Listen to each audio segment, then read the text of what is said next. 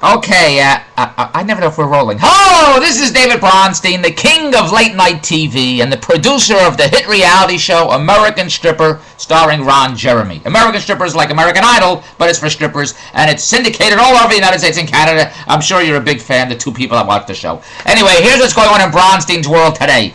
The other day, I stopped at a food market. I'm downtown. I went to go to this restaurant I always go to. I like this restaurant. They have very good soup and stuff. There's a long line. I don't wait in lines. You know, Jackie Mason says Jews won't wait in a line. It's true. I don't wait in any lines. So I didn't go to my favorite restaurant. I figured I'll have a cup of soup. I had a meeting at the Four Seasons, another story I did, another blog that you can look at on YouTube here.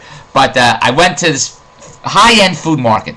When I say high-end food market, I mean this place is so high-end, so pretentious, as my wife says, you have to make $100,000 a year just to walk in. They won't let you in unless you're making $100,000 a year. In fact, before you go in, they look at your tax statement. You got to take your tax return to show them, look, I make $100,000 a year, won't let you in. And that's net. I'm not talking about gross. You have to make gross about $150,000 to net $100,000 to go in and say, here's my tax return. I make $100,000. Let me in, and then you get a cup of coffee. Anyway, so I went to this high-end market, and everyone's very rich and very. I use the word snooty. It's rich and snooty and good-looking and sexy, and everyone. It's like a Beverly. I live in Toronto, but it's like a Beverly Hills food market. When I was in Beverly Hills last January shooting American Stripper, and we've been shooting all year. We went to Spago's, my wife and I. I think we had a $12 or $18 scoop of ice cream. I think the ice cream was, no, the soup was $18, I think, and the scoop was $12. I think a $12 scoop of ice cream I had. Anyway, so I'm at this high-end food market, and I went to get a soup and a salad. So I go to the counter. Now there's 3, 4, 5, 6, 8, 10, 12 people standing behind the counter. Nobody can help you. They're busy, they're looking, they're doing, they're on the phone, they're writing things, they're behind the... But a customer standing there, that's why they're there to help you. Won't help you. And all the Canadians, they're very subdued, they're very quiet. They'll just wait for somebody to come over and say, can I help you? I don't do that. I'm American. I'm from Philadelphia. So when I go to the counter, I want to be helped. And if there's clerks there not doing anything or not waiting on customers, but they're doing other things, they're on the phone, how come, here's my question to you. If I'm standing there and I'm talking to a clerk, and a clerk is waiting on me, I could be a Blockbuster, any store, I'm talking about a DVD, wherever the hell I am, a drugstore, whatever it is, and I'm asking the pharmacist, somebody a question, and the phone rings, they'll take the phone call over me, and I'm right there. I was before the phone rang. Why will they take the phone call over me? They should let the phone ring or get somebody. You're talking to me, like Robert De Niro. Are you talking to me? Why would they put the phone ahead of me? Anyway, these people are standing. The clerks are standing around, and no one's waiting on me. And it's not like they're all waiting on other customers. So I said, "Hello, I'd like to order soup." Now that throws them off. Throws them the hell off. Can't figure out what the hell happened because that's not. I use the word normal for somebody to say, hello, I'd like to order soup. But I'm not going to stand there like a schmuck. I want soup, and that's why they're there to give me soup. So I said to the girl at the counter, hello, I'd like to have some soup. So finally she came up, she said, oh, are you being helped? I'm having a conversation with them. That's why I had to bring to her attention. Now she saw I wasn't being helped. Anyway, she comes over and says, what kind of soup would you like? I said, what soup do you have? She says, come down here to this counter. So I walk down to the counter, and they have 3 soups. Asparagus soup, beef and broccoli soup, and lentil soup. I don't want lentil soup. Asparagus. I like to have asparagus. I just read on MSN a few days ago, asparagus good for you. It's a green vegetable. I like to have asparagus soup. I'd like to have asparagus soup. She says, what size? You want 500 millimeters? I'm in Toronto. In Philadelphia, where I grew up, we had gallons and half gallons and quarts and inches. Here they have kilometers, centimeters, milligrams. I don't know what that is. So when she said to me, how much soup do you want? Do you want 500 kilometers or 500 kilograms? I don't know what she's talking about. I said, I just want a small cup of soup. Like when I go to Starbucks, all I want is a cup of coffee. I want a cup of coffee or I want a hot chocolate. Can't get that. Can't get at Starbucks. You gotta get a grande, a latte, a bande, I don't know what, they're talking French to me or German. I don't know what language it is. All I want is a small cup of, when I say I want a small cup of coffee, when I say, what size would you like? I say, I like a small cup of coffee. Why can't they say, okay, here's a small cup of coffee? Why do they say, oh, you mean a grande, a venti, a mate, a batte? Why can't they just give me the small cup of coffee? Because when they say these languages to me, I don't know what they're talking about. Anyway, I said, I just want a small cup of soup. It's like a small cup of soup is all I want. So she said, it's 500 centimeters. I don't know, whatever it was. I said, how much is the soup? She said, $6.99. Now, did you ever hear of soup costing $6.99? Now, yeah, when you go maybe to a high-end restaurant, you get a bowl of soup, $6.99. but in a place where I'm taking it out in a styrofoam cup that looks like this here, a cup like, and that wasn't to this size. This is the cup you get at a movie theater for soda, but it's a plastic cup, and it should cost me $6.99 for a cup of soup. I could have bought a can of Campbell's soup for $1.29. Anyway, $6.99 for this 500-liter soup. I don't know what the hell. I got the soup. I said, fine. I'll get the soup. And then I got a salad.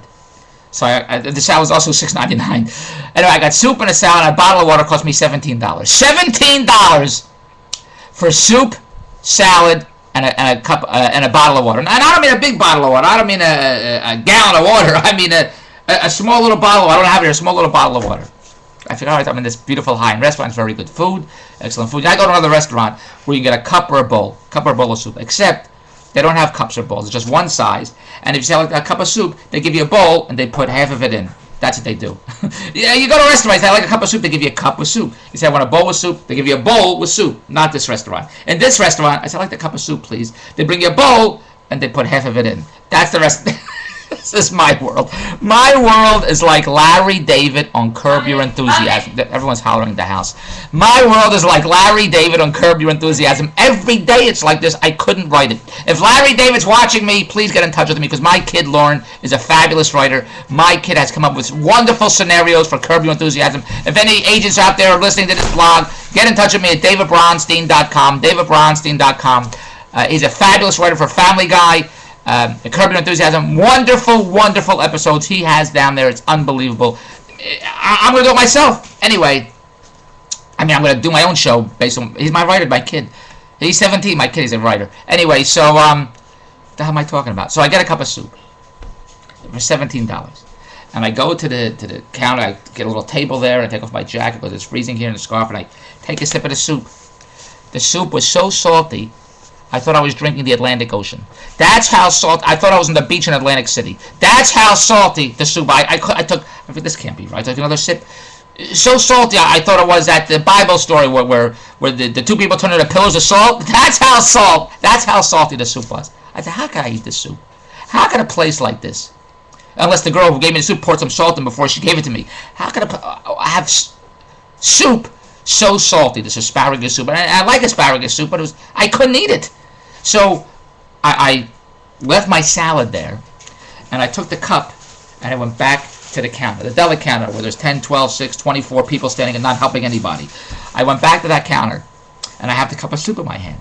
And now I'm waiting again for somebody to say, can I help you, sir? But of course they're all ignoring me. Because after one clerk helps a customer, and they see other customers standing there, then they turn around and they're writing something, they're busy, they can take a phone call, they got to talk to somebody in the back. They see customers standing there. Why don't they help the customers? So I'm standing like a schmuck with a cup of soup, and while they're helping somebody else, and somebody else, and finally I have to say, hello, I got some soup here. What am I going to say? I got to tell somebody, I got to return the soup. I said, hello, I got some soup here. So then a girl says, oh, are you being helped? They know I'm not being helped. So I said, this soup is delicious. That's what I said. This soup is delicious. And she said, oh, thank you. I said, but I'm going to give it back to you. So now that throws them the whole... When I do that, throws them off. They close up the whole shop. They can't figure out what happened. And they said, what's the matter? I said, it's so salty. I figure it's like I'm drinking the Atlantic Ocean. And they said, excuse me?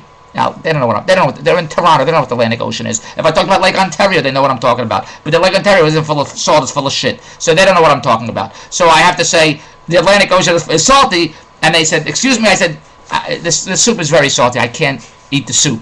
What'd they say now?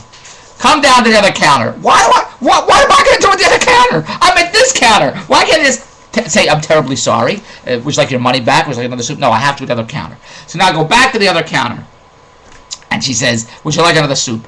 Now, why could she ask me that question at the first counter that I was at? Why do I have to go to the other counter and ask me that question? So I said, what other soup do you have? You have beef and barley. I said, let me try the beef and barley. So she gives me a little cup of the beef and barley. And I taste it. And I said, nah, that's not that good. I said, I'd like to have my money back. What did she say then? Come back to this counter. What? I don't walk in this high-end place. Why do I have to keep going to counter to counter to counter? Just take the soup and give me the money and I'll get out.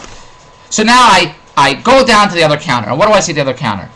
5 people standing around in a huddle, like a football team, in a huddle, standing there talking. And I'm like a schmuck. I'm still standing here with the cup with a cup of soup like a dope. I'm standing there, and they're all huddling, talking, figuring. I don't know what they're talking about. Maybe talking about the soup. I don't know what they're talking. Who put the salt in the soup? I don't know what they're talking about.